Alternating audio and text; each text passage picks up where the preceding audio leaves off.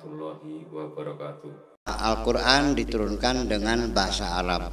Inna anzalnahu Qur'anan Arabiyyan. Bahasa Arab itu dari mana? Bahasa Arab itu adalah lahjah-lahjah setiap suku yang berbeda-beda ditampung semua, diakomodir semua. Makanya bahasa Arab itu kosakatanya paling banyak. Bahasa kuna yang terbanyak kosakatanya adalah bahasa Arab. Bahasa Ibrani saja hanya 6.000 kosakata, bahasa Arab sampai 14.000 kosakata. Bahasa Indonesia paling 2.000 kosakata. Ditambah lagi setiap kosakata dikonjugasikan. Kata santri ini namanya ditasrif. Sok hitung aja. Satu kata itu sudah saya hitung dikonjugasikan menjadi 114 kata. Umpamanya doroba fi'il madi itu udah 12. Doroba doroba dorobu doroba dorobata dorob dorob tadrob dorob dorob dorob dorob dorobna. Kemudian fil mudhari'nya 12 lagi yadriban yadribuna.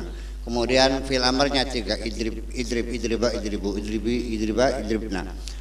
Isim fa'ilnya doribun doribani doribuna durabun. Nanti bentuk zamannya banyak lagi.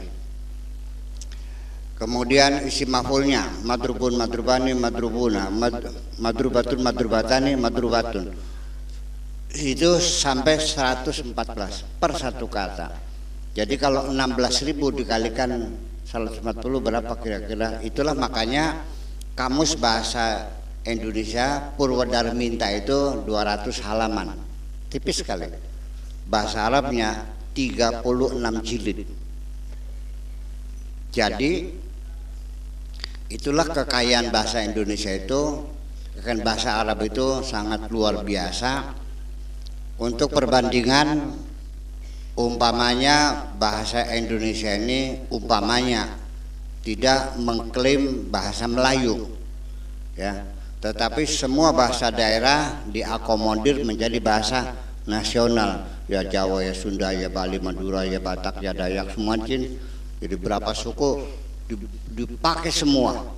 Maka yang menjadi adalah luar biasa. Untuk menyatakan pihak pertama saja bisa aku, bisa aing, bisa inyong, bisa ingsun, bisa reang, bisa kula, bisa beta dan sebagainya. Bayangkan seperti itu kira-kira. Nah, nanti yang jadi masalah kadang-kadang kalimatnya sama tapi di dua suku ini maknanya berbeda. Itulah menyebabkan penafsiran yang berbeda-beda. Itu yang menyebabkan kenapa tafsir itu berbeda-beda. Umpamanya kata-kata cokot di bahasa Jawa ada, di bahasa Sunda ada. Maknanya sama enggak? Saya Pak Edi bilang sama temannya, saya mobil dicokot. Mobil dicokot. Wayang untune. Ya. Jadi itulah makanya sering penafsiran berbeda-beda, kadang-kadang bertentangan sebab maknanya bisa itu bisa ini. Itu permasalahannya. Kemudian bahwa Al-Quran yang diturunkan ini pada bulan Ramadan, tepatnya di satu malam yang kita sebut dengan Lailatul Qadar. Jadi jangan dianggap bertentangan ketika di satu ayat inna anzalnahu fi lailatul qadar wa ma adraka ma lailatul qadri khairum min alfi tanazzalul malaikatu warruhu fiha bi'idzni rabbihim min kulli amrin salamun hiya hatta matla'il fajr. Ini ayat menerangkan Al-Quran diturunkan pada Lailatul Qadar. Tetapi ayat yang lain syahrul ramadhan alladzi unzila fihil Quran diturunkan pada bulan Ramadan. Ini tidak bertentangan karena diduga Lailatul Qadar itu adanya pada bulan Ramadan. Mudah-mudahan saja malam ini adalah malam Lailatul Qadar. Nanti kita akan mendapatkan keuntungan berlipat ganda, nisbatnya yaitu 1 bulan itu sama dengan 1000 bulan. Tapi nggak usah ngitung pahala, saya nggak bisa ngitung pahala. Yang penting mudah-mudahan malam ini kita anggota majelis zikir mendapatkan Lailatul Qadar. Lalu nanti apa keistimewaannya? Kalau kita dapat malam Qadar ini, nanti ada namanya peningkatan kualitas hidup. Yang tadinya sakit-sakitan sembuh, yang tadinya suaminya galak jadinya santun, yang tadinya warungnya nggak laku jadinya laris. Yang tadinya kalau sholatnya malas jadinya rajin, yang tadinya ngewer-ngewer jago ganti ngewer-ngewer tasbih. Akan terjadi peningkatan kualitas hidup yang luar biasa, perbandingannya 1 berbanding 1000. Tetapi kata 1000 ini jangan diartikan secara matematika 1 banding 1000 beneran. Jadi jumlah 1000 ini artinya hanya angka kebulatan saja. Dalam kehidupan sehari-hari menyebutkan itu seringnya dibulatkan saja, kekurangannya digabung saja. Umur saya 71 tahun, itu dibulatkan. Kalau dihitung tidak mungkin pas, bisa lebih 1 menit, bisa lebih 1 jam, bisa lebih 1 hari, bisa lebih 1 tahun, bisa lebih 6 bulan. Digenapkan saja. Dari sini ke Jakarta 280 kilo, sok dikilanin, pasti enggak? Pasti ada lebih, ada kurang. Itulah mana kebulatan. Zaman dulu kalau orang kaya namanya jutawan, betul? Sekarang orang kaya namanya apa? Nah, nanti sebentar lagi triliuner. Nanti lagi seberhahaha. Jumlahnya sudah dunianya seberhahaha, artinya udah kebatasan. Ya, jadi itulah mana kebulatannya seperti itu. Jadi jangan dikatakan persis bilangannya 1000, benar-benar 1000, menunjukkan saking banyaknya. Bisa lebih dari 1000, bisa kurang sedikit dari 1000-nya, mungkin separuhnya dan sebagainya. Nah, ibu-ibu sekalian, kalau kita ingin mendapatkan malam Qadar, sebaiknya nggak usah milih-milih atau tebak-tebakan. Sebab orang tidak sepakat, ada yang malam Qadar itu tanggal 17, ada 15, ada 21, 29, beragam sekali. Yang penting coba dijaring dari sejak awal Ramadan, yang rajin baca Qur'annya sampai akhir bulan puasa, insya Allah kena. Itu pun belum tentu tahun ini turun di Indonesia. Kenapa? Lailatul Qadar itu lokal.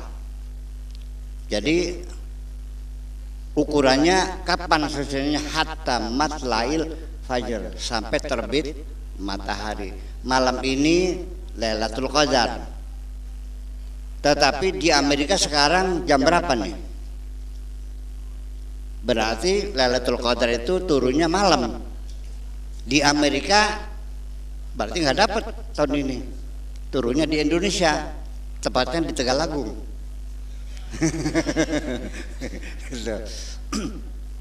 Jadi begitu fajar ya sudah, Amerika nggak dapat, berarti Lailatul Qadar ini sifatnya lokal, turun di suatu tempat, tidak di tempat yang lain. Sebab kalau mengikuti matahari nantinya Lailatul Qadarnya ikut muter dong jadinya. Nggak selesai nanti gitu. Itu. Nah, kemudian kita juga bersyukur kepada Allah Subhanahu wa taala bahwa kita punya pertinggal, punya arsip yang asli. Ini diselamatkan oleh seorang manusia yang cerdas namanya Umar bin Khattab.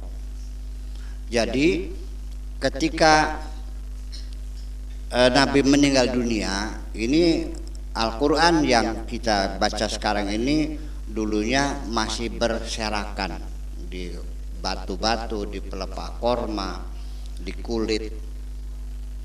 Nah, setelah Nabi meninggal dunia, ini terjadi peperangan, ya, perang saudara, konflik horizontal karena persoalannya berebut khilafah.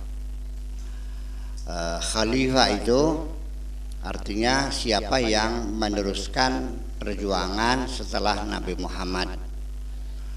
Jadi Sayyidina Ali kelompoknya mengklaim karena ini anak, ini menantu, ya khilafah ke anak.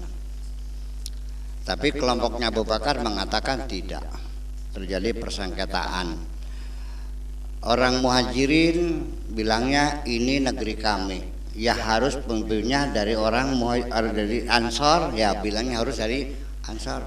Kata orang Muhajirin harus orang Muhajirin. Kata Ansornya, kenapa kamu jadi khalifah di sini? Kamu kan orang Mekah, di sana pulang, ini negeri saya aja. Masa orang dari Lampung pengen jadi gubernur, jadi bupati di Indramayu, ya kan gitu. Jadi ya kami, negeri kami. Kata orang Muhajirnya, ya kami lebih berhak jadi khalifah karena kami berjuang, yang babak belur, yang banyak korban, kami orang Muhajirin. Kamu mah kebagian enaknya aja. Nah, akhirnya terpilihlah Abu Bakar, tetapi kan dituntut. Alasannya apa Abu Bakar?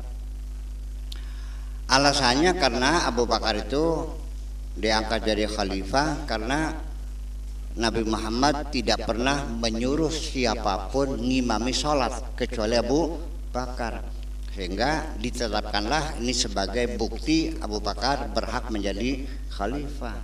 Kata orang Syiahnya, yang gak bisa dong, imam sholat dan imam masyarakatnya berbeda. Nah, orang Syiahnya juga punya hadis-hadis yang sangat banyak sekali yang menunjukkan bahwa yang berhak adalah Sayyidina Ali. Ana Madinatul Ilmi wa Aliyun abwabuha. Aku adalah kota ilmu dan pintunya adalah Ali. Banyak sekali hadisnya, nggak usah disebutin sekarang di sini, mungkin nggak bisa habis nantinya. Tetapi itu bahwa sekali lagi bahwa persatuan umat Islam yang dibangun oleh Kanjeng Nabi pada detik pertama Nabi meninggal, persatuan itu sudah pecah kongsi. Dan sampai sekarang umat Islam saling bunuh membunuh sampai sekarang. Yang belum terjadi itu di Indonesia. Jadi umat Islam yang paling damai, umat Islam yang rukun, yang tidak pernah saling bunuh membunuh, itu yang paling hebat ternyata di negeri kita ini. Kenapa? Karena kita dari awal tidak menyebutkan negara agama. Ya, kita paham nasionalisme bahwa negara kita jangan berdasarkan suatu agama apapun. Tetapi negara kita adalah negara yang bertuhan. Makanya Pancasila, sila pertama ketuhanan yang Maha Esa, sehingga semua agama diberi hak yang sama, ya, dihormati sama dihormati dan diurusin sama-sama. Ya, ibaratnya kita ini punya rumah kita bersama, masing-masing agama punya kamar masing-masing, ruang tamu kita urus bersama. Enak apa begitu tuh? Itulah alhamdulillah. Ya udah jangan macam-macam, udah Pancasila aja deh. Yang sudah terbukti sejak merdeka sampai sekarang tidak terjadi konflik horizontal. Sebab kalau namanya agama itu selalu terjadi konflik. Karena di dalam agama Islam sendiri tidak satu, banyak mazhab. Yang satu dengan yang lain saling kafir mengkafirkan, saling bid'ah membid'ahkan. Di sini di Indonesia belum sampai saling bunuh membunuh, tapi paling saling ejek mengejek, saling kafir mengkafirkan dan bid'ah membid'ahkan. Itu mah abaikan aja lah. Kalau dia bilang bid'ah lo, ya udah makasih. Kafir lo, ya udah makasih. Musyrik lo, nggih makasih. Dah tinggal pergi aja.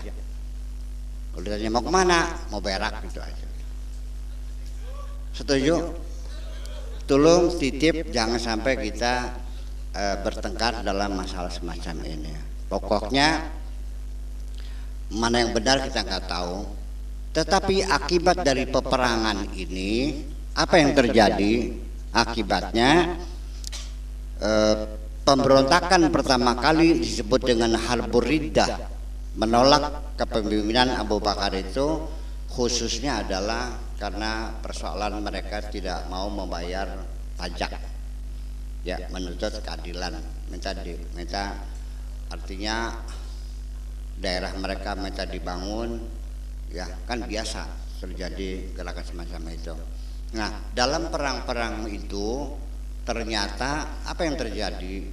Orang-orang Arab yang hafal Quran itu banyak yang mati, ya kan? Al-Qur'annya masih di batu-batu, masih di pelepah korma. Nah, Sayyidina Umar kan mengatakan kepada Abu Bakar, ini khalifah, Al-Qur'an ini titipan Kanjeng Nabi harus dilestarikan supaya anak cucu kita punya pertinggal. Jadi gimana maksudnya? Ya dikumpulkan, dituliskan, dibukukan, dicetak, dijilid, terus dibuat standar, disamakan. Abu Bakar menolak, nggak usah, karena Nabi tidak menyuruh untuk mengumpulkan Al-Quran dalam mushaf. Jadi apapun yang tidak disuruh oleh Nabi namanya bid'ah. Berarti mushaf ini bid'ah. Paham nggak? Kalau tanpa bid'ah itu kita kehilangan arsip. Alhamdulillah ada bid'ah. Kalau nggak ada bid'ah itu, aduh bagaimana ya? Berulang kali mohon direstui, tetap ditolak lagi, terus ngeyel Abu Bakarnya sampai akhirnya menyetujui, tapi sambil ngosong. Ngerti ngosong? Ya udah silakan, tapi jangan pakai uang negara. Nah, uang pribadi. Oke, kebetulan ada orang dermawan namanya Sayyidina Utsman bin Affan. Oke, saya tanggung biaya semua, seperti itu. Nah, dari situlah maka ketika dikumpulkan, ya nggak bisa dibaca. Jadi yang bisa membaca itu orang yang sudah hafal Quran. Ya karena tidak ada petunjuknya. Nah itulah makanya mulai dikasih titik, dikasih tanda ayat, ya kan, dikasih tanda waqaf, tanda laz, alam alif, ada dengan qola, ada shola, ada sakta, ada sajdah. Itu adalah rambu-rambu supaya bacaan Quran kita benar. Saya kira itu prosesnya. Jadi yang kita baca sekarang ini itu Quran yang sudah disempurnakan berulang, alhamdulillah gitu. Nah, ya seperti itu. Oke, kita kembali lagi. Ini karena yang penting kita dapat pengetahuan tentang Al-Quran aja dulu ya. Ini basic info namanya juga. Al-Quran yang kita peringati ini adalah Al-Quran yang diturunkan. Jadi kalau yang menurunkan itu Allah, bahasa Arabnya anzala. Inna anzalnahu. Kalau anzala itu mesti yang melakukannya adalah Allah. Tapi kalau nazala yang melakukannya malaikat. Wa nazala bihi ruhul amin. Kalau nazala tanzil itu maknanya diturunkannya sedikit demi sedikit. Nah, jadi Lailatul Qadar itu adalah pada saat itu Allah menurunkan Al-Quran dari Lauhil Mahfuz ke Sama'id Dunya, atau disebut juga Baitul Izzah. Nggak tahu di mana, apakah di black hole-nya Bima Sakti atau di black hole-nya Omega Centauri, karena kita juga berjuta-juta galaksi yang kita ketahui baru 10. Nggak tahu di mana, wallahu alam, Allah yang tahu di mana letaknya itu. Ada lagi yang mengatakannya mawaqi'in nujum, seperti firman Allah mengatakan wala uqsimu bimawaqi'in nujum wa innahu laqasamun law ta'lamuna alim innahu qur'anun karim fi kitabim maknun la yamassuhu illal mutahharun. Nah, jadi mawaqi'in nujum itu tempat putaran galaksi-galaksi. Nah, di mana yang betul lah, saya nggak tahu. Sampai sekarang juga kita nggak tahu ada berapa galaksi itu. Nah, setelah itu turun semua sekaligus daf'atan wahidatan. Tetapi kenapa tidak sekaligus? Nah, dari Baitul Izzah diturunkan ke bumi ini bertahap sesuai dengan situasi dan kondisi, sesuai dengan peristiwa-peristiwa yang dihadapi oleh Kanjeng Nabi Muhammad SAW. Saya ingin fokus di sini bahwa Al-Quran diturunkan sekaligus, yaitu anzala. Nah, begitu turunnya perlahan-lahan sedikit demi sedikit namanya nazzala. Wa nunazzilu minal Qur'ani, kemudian kami turunkan berulang-ulang. Ini artinya bahwa Al-Quran sengaja diturunkan bertahap itu.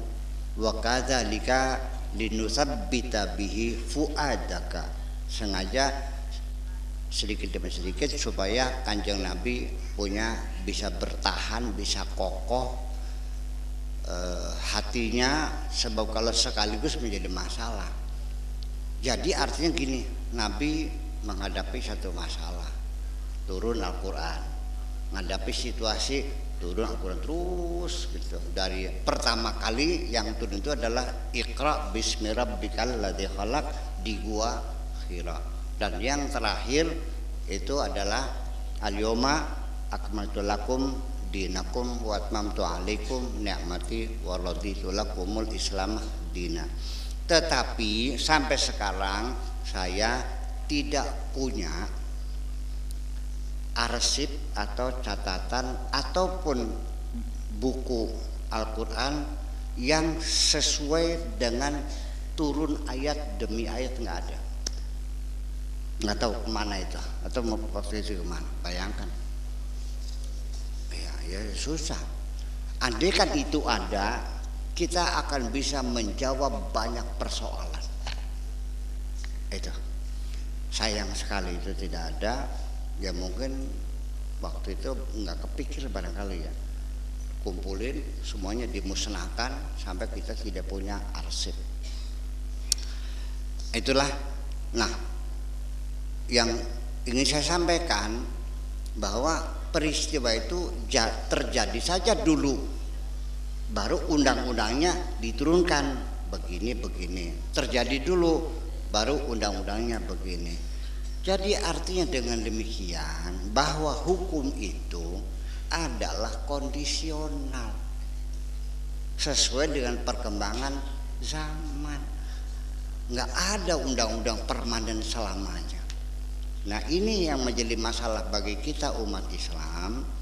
Umpamanya dalam Al-Quran dikatakan as-sariqu was-sariqatu faqta'u aydiyahuma. Pencuri laki, pencuri perempuan, potonglah tangannya.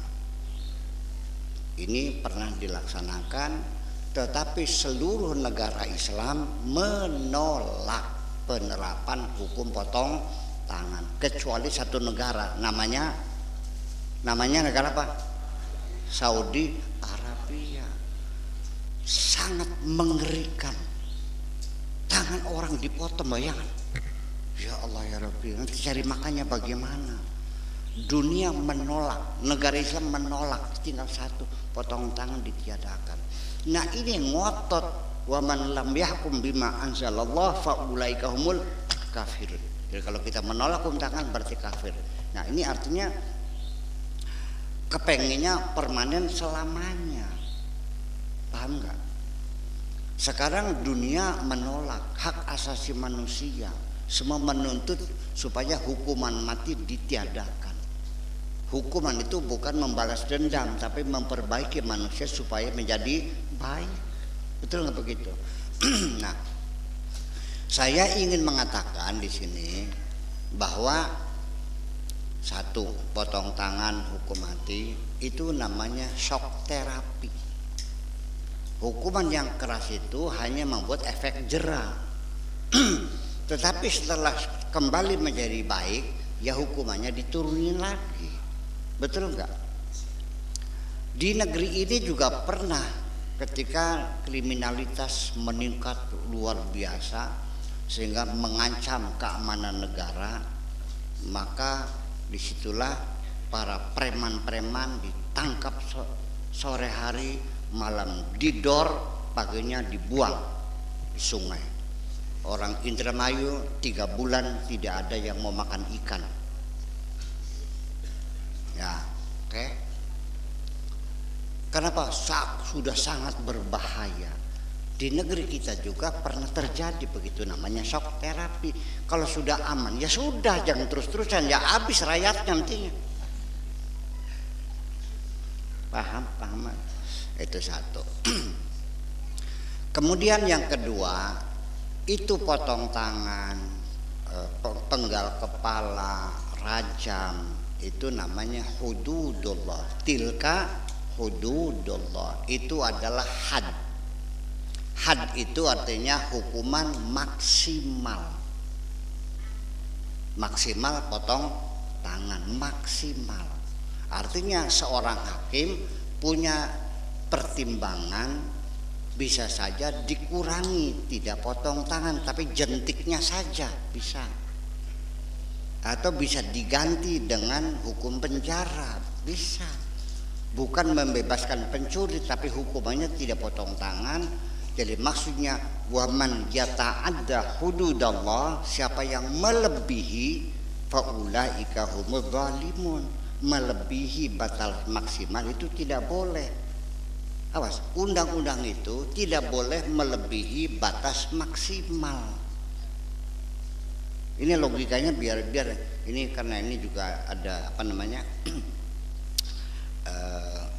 YouTube dibaca oleh banyak orang supaya kita mengerti bahwa yang tidak boleh itu melebihi batas maksimal. Wa may yata'adda hududallah, barang siapa yang melampaui batas-batas itu, had yang Allah tetapkan, itulah yang zalim.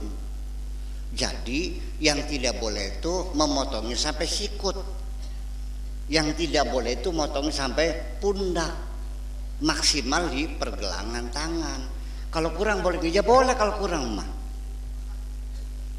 Itu. Jadi artinya saya mohon kepada umat Islam jangan gamang bahwa situasi kondisi menentukan bahwa peraturan undang-undang perlu disempurnakan. Karena dinamika kehidupan manusia itu terus berkembang. Umpamanya seorang suami dalam hukum Islam itu sekeluarnya dari mulut suami cerai itu sah dan jadi. Betul enggak? Dengan bergurau pun jadi, dengan marah pun jadi. Pokoknya laki-laki kalau ngomong saya cerai berarti sudah cerai. Gitu. Ini dulu. Sekarang banyak laki-laki hidung belang. Ini kunyuk semua ini.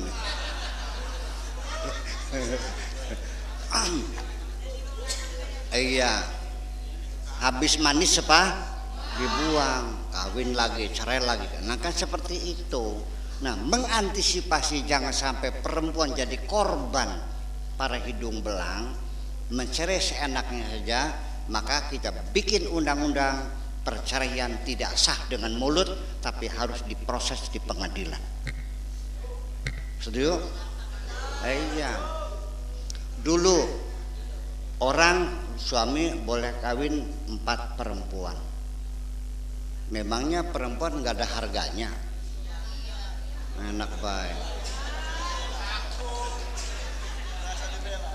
Alasannya Pak, sunnah Rasul.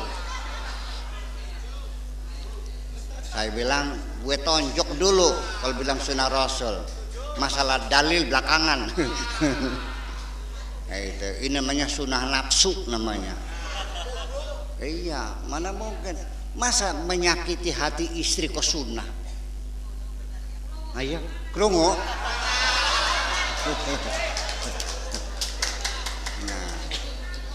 Nah, ini poligami ditanggapi oleh negara-negara Islam bervariasi. Ada yang tetap melestarikan seperti negara Saudi. Ada negara Islam yang melarang, mengkriminalkan, masuk penjara kalau seperti di Turki sama di Tunisia. Nah, Indonesia ini paling hebat. Melarang juga tidak, mengkriminalkan juga tidak, melestarikan juga tidak, tapi diatur sebaik mungkin. Laki-laki yang mau kawin lagi harus minta izin sama istri tuanya. Nah, ya, tetapi ini sering terjadi. Caranya itu setelah ketangguhan punya istrinya, suaminya istri lagi, ternyata ada surat persetujuan. Katanya kapan saya buatnya? Tapi cap jempolnya ada. Rupanya oh kelingan pernah suatu malam bangun tidur jempolnya hijau.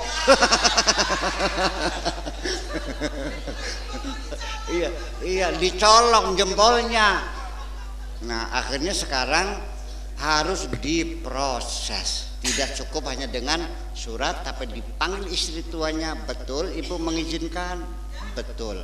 Umpamanya kenapa? Karena saya Tuan Hakim, karena saya sakit tidak bisa melayani suami saya. Suami saya masih muda.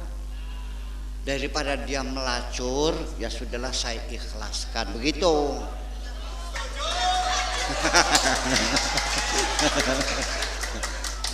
Jadi hukum itu selalu kondisional, paham? Kondisional itu artinya bisa disempurnakan, bisa direvisi sesuai dengan kondisi. Kecuali ibadah itu kan sudah selesai. Ibadah itu seremoni, sholat, zikiran, puasa, haji itu nggak perlu diijtihadi. Dan nanti keputusannya namanya hukum itu tidak pernah pasti. Ya, seorang ulama mengijtihadi satu hukum, hasilnya berbeda. Ada yang bilang sunnah, ada yang haram, ada yang makruh, ada yang mubah. Berarti fikih itu sifatnya dugaan, tidak pasti. Makanya terlalu bodoh kalau orang Islam bertengkar urusan fikih. Fikih itu dugaan, tidak pasti, paham nggak? Ya kan? Yang nyenggol istri mengatakan batal, mangga silakan wudhu lagi. Yang mengatakan tidak batal silakan langsung sholat. Kedua-duanya tidak punya alat bukti yang pasti bahwa itu benar. Ya kan? Bisa aja tukaran maningkah. Jadi kalau ada orang Islam bertengkar tentang hukum, ini berarti dua-duanya nggak paham. Iya kan, sama-sama orang dugaan. Ini kaca atau plastik bisa dibuktikan kebenarannya. Saya ambil korek dibakar meleleh, oh berarti yang benar adalah plastik, benar. Begitu dibanting pecah, oh berarti kaca. Kalau wudhu batal atau tidak, bagaimana membuktikannya? Paham? Ya sudah, sekarang begini aja, yang wudhunya batal, yaknya batal silakan wudhu lagi, yang tidak batal silakan langsung sholat. Yang kunutan silakan, yang tidak silakan, yang tahlil silakan, yang tidak silakan. Tolong jangan saling membid'ahkan. Masalah sorga urusan Allah. Setuju?